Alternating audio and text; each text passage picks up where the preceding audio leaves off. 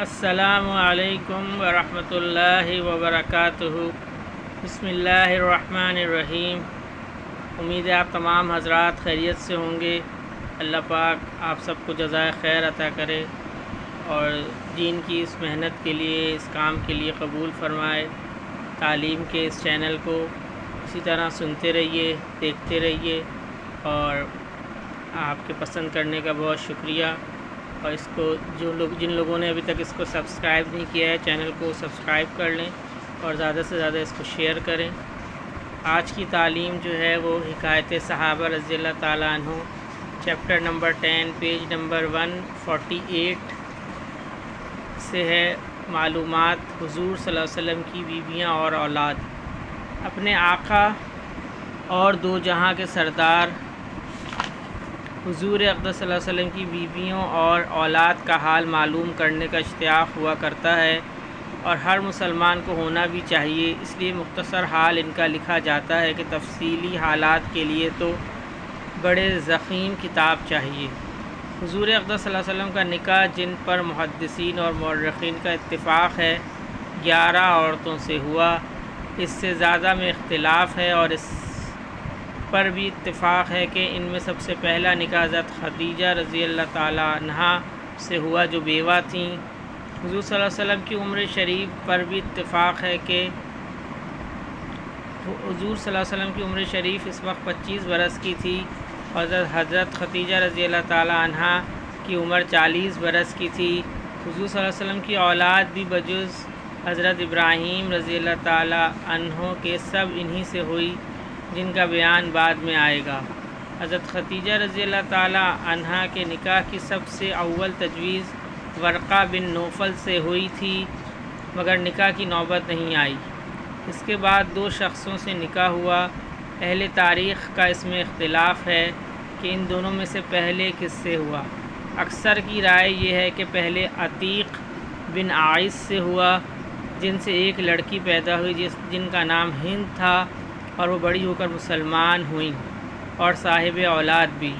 اور بعضوں نے لکھا ہے کہ عتیق سے ایک لڑکا بھی ہوا جس کا نام عبداللہ یا عبد المناف تھا۔ عتیق کے بعد پھر خدیجہ رضی اللہ تعالیٰ عنہ کا نکاح ابو حالہ سے ہوا، جن سے ہند اور حالہ 2 اولادیں ہوئیں۔ اکثروں نے کہا ہے کہ ان کے دونوں لڑکے تھے اور بعض نے لکھا ہے کہ ہند لڑکا تھا اور حالہ لڑکی۔ ہند حضرت علی رضی اللہ تعالیٰ عنہ کے زمانہ خلافت تک زندہ رہے۔ ابو حالہ کے انتقال کے بعد حضور اقدس صلی اللہ علیہ وسلم سے نکاح ہوا، جس وقت کہ حضرت خدیجہ رضی اللہ تعالیٰ عنہ کی عمر 40 برس کی تھی۔ نکاح کے بعد 25 برس حضور اقدس صلی اللہ علیہ وسلم کے نکاح میں رہیں۔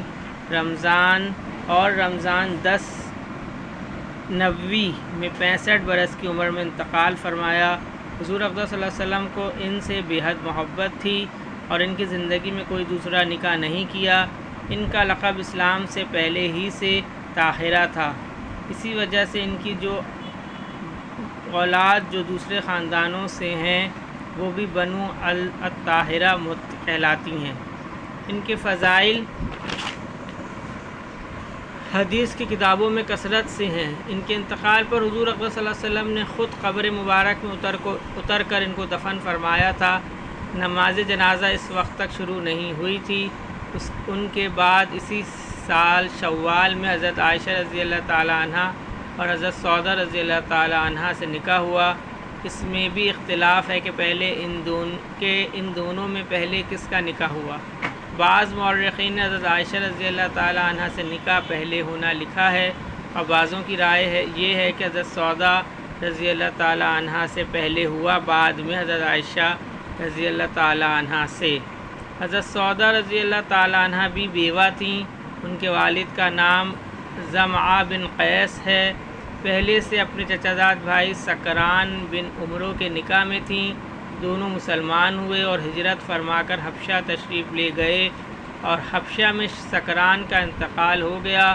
بعض مورخین نے لکھا ہے کہ مکہ واپس آ کر انتقال فرمایا۔ ان کے انتقال کے بعد سن 10 نبوی میں حضرت خدیجہ رضی اللہ تعالیٰ عنہ کے انتقال کے کچھ دنوں بعد ان سے نکاح ہوا اور رخصتی حضرت عائشہ رضی اللہ تعالیٰ عنہ کی رخصتی سے سب کے نزدیک پہلے ہی ہوئی۔ حضور صلی اللہ علیہ وسلم کی عادت شریفہ تو کثرت سے نماز میں مشغول رہنا تھی ہی۔ ایک مرتبہ حضور صلی اللہ علیہ وسلم سے انہوں نے عرض کیا کہ رات آپ نے اتنا لمبا رکوع کیا کہ مجھے اپنی ناک سے نکسیر نکلنے کا ڈر ہو گیا۔ یہ بھی حضور صلی اللہ علیہ وسلم کے پیچھے نماز پڑھ رہی تھیں، چونکہ بدن کی بھاری تھیں، اس وجہ سے اور بھی مشقت ہوئی ہوگی۔ ایک مرتبہ حضور صلی اللہ علیہ وسلم نے ان کو طلاق دینے کا ارادہ فرمایا۔ انہوں نے عرض کیا کہ یا رسول اللہ صلی اللہ علیہ وسلم، مجھے خاوند کی خواہش نہیں، مگر یہ تمنا ہے کہ جنت میں حضور صلی اللہ علیہ وسلم کی بیویوں میں داخل رہوں، اس لیے مجھے آپ طلاق نہ دیں، میں اپنی باری عائشہ رضی اللہ تعالیٰ عنہ کو دیتی ہوں۔ اس کو حضور صلی اللہ علیہ وسلم نے قبول فرما لیا، اور اس وجہ سے ان کی باری کا دن حضرت عائشہ رضی اللہ تعالیٰ عنہ کے حصے میں آتا تھا۔ سن 54 ہجری یا سن 55 ہجری میں، اور بعض نے لکھا ہے کہ حضرت عمر رضی اللہ تعالیٰ عنہ کے آخر زمانہ خلافت میں وفات پائی۔ ان کے علاوہ ایک سودا اور بھی ہیں جو قریش ہی کی ہیں۔ حضور صلی اللہ علیہ وسلم نے ان سے نکاح کا ارادہ فرمایا۔ انہوں نے عرض کیا کہ مجھے ساری دنیا میں سب سے زیادہ محبوب آپ ہیں، مگر میرے 5-6 بچے ہیں، مجھے یہ بات گراں ہے کہ وہ آپ کے سرہانے روئیں چلائیں۔ حضور صلی اللہ علیہ وسلم نے ان کی اس بات کو پسند فرمایا، تعریف کی اور نکاح کا ارادہ ملتوی فرما دیا۔ حضرت عائشہ رضی اللہ تعالیٰ عنہ سے بھی نکاح مکہ مکرمہ میں ہجرت سے پہلے شوال سن 1090 میں ہوا، جس وقت ان کی عمر 6 سال کی تھی۔ حضور صلی اللہ علیہ وسلم کی بیویوں میں صرف یہی ایک ایسی ہیں جن سے کنوارے پن میں نکاح ہوا، اور باقی سب سے نکاح بیوگی کی حالت میں ہوا۔ نبوت سے 4 برس بعد یہ پیدا ہوئیں، اور ہجرت کے بعد جب کہ ان کی عمر کو 9 برس تھا رخصتی ہوئی، اور 18 سال کی عمر میں حضور صلی اللہ علیہ وسلم کا وصال ہوا۔ باقی انشاءاللہ تعالیٰ کل پڑھا جائے گا حضرت عائشہ رضی اللہ تعالیٰ عنہ کا۔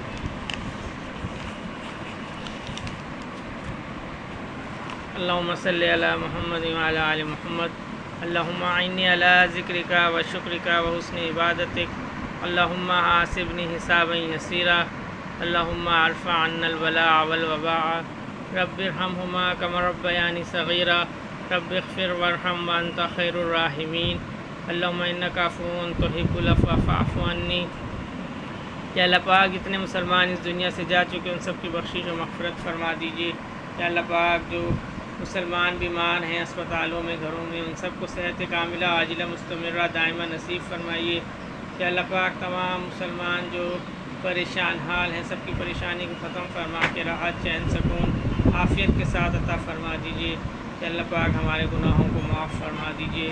سبحان ربک رب العزت عما یصفون وسلام علی المرسلین والحمد للہ رب العالمین، آمین برحمتک یا ارحم الراحمین۔